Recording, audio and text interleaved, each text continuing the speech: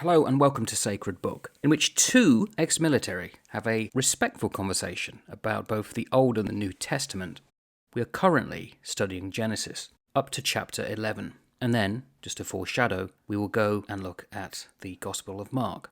Now, I am an atheist, and Steve is a Christian, but the way in which we both approach the Bible probably needs a little bit of explanation. And here, Steve will have the opportunity to give his perspective on how to read Genesis. Steve, over to you.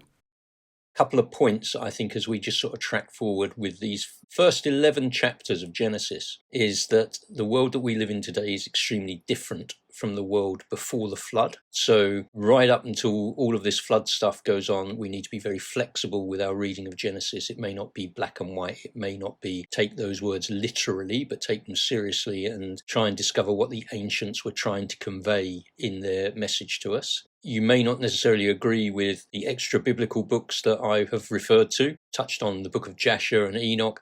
I'm not asking you to agree with them, and I'm not even asking you to agree that they are true. What we're trying to understand is what would the people back then have been aware of, and how would that then have affected the way they viewed the world? Not whether it is true, whether it is false. It's whether or not they viewed the world using those sorts of documents, and that would have coloured and pictured their world for them. If you're going to read Genesis, I think you need to be aware of those extra biblical books. In the same ways, you need to be aware of Enoch when you're reading the book of Jude, because the book of Jude in the New Testament, funky little book, but the book of Enoch is very heavily drawn upon, I believe, for that little book.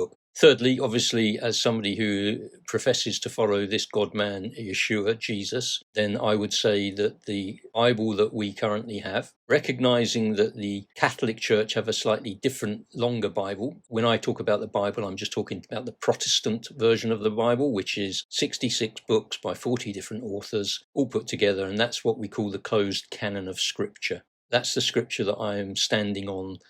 This is the revelation contained within these pages. There is no new revelation, but there is illumination of the text. And I think that the task of a teacher, preacher, a vicar, a reverend, a priest, whatever, is to dig into the text to gain illumination. And so there's nothing more that can be added to point to how we should be saved. And by being saved, I mean being reconciled to this great spirit that in Christianese is called God the Father. Finally, my sort of fourth point is the Bible does not have the monopoly on what is true. There are lots of truths in other religious beliefs, in other religious writings. They are very true and they are very valid. I would say that the Bible has the monopoly on pointing to who the truth is with a capital T, because I'm a follower of Yeshua, of Jesus. He says, I am the way, the truth, and the life. As a Christian, that's the viewpoint that I hold, but I recognize that there are lots of truths and lots of truisms